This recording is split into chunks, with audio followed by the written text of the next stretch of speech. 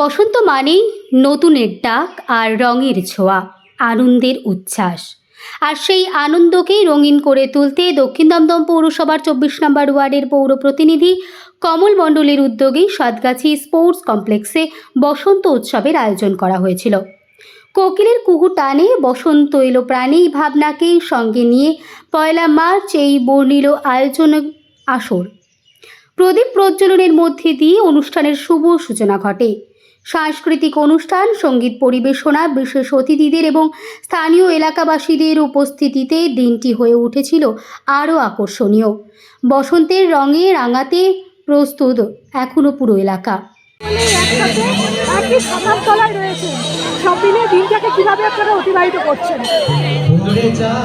এটা প্রায় 11 বছর ধরে আমি এই অনুষ্ঠান করছি, সমস্ত ওয়ার্ডের লোকদের নিয়ে করছি বসন্ত উৎসব।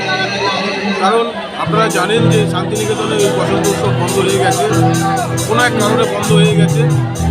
এখন শান্তিনিকেতনে অনেকে অনুষ্ঠান উপভোগ করতে পারে না, তাই আমরা পাড়ায় ওয়ার্ডে ওয়ার্ডে আমরা প্রত্যেকেই শান্তিনিকেতনের স্টাইলেই এই অনুষ্ঠান করি, যাতে ওয়ার্ডের লোকদের পার্টিসিপেট করতে পারে, তারা এখানে রং খেলতে পারে। বার্তা বলতে আপনার খুবই ভালো বার্তা, সব রকম সব দিকে ভালো বার্তা।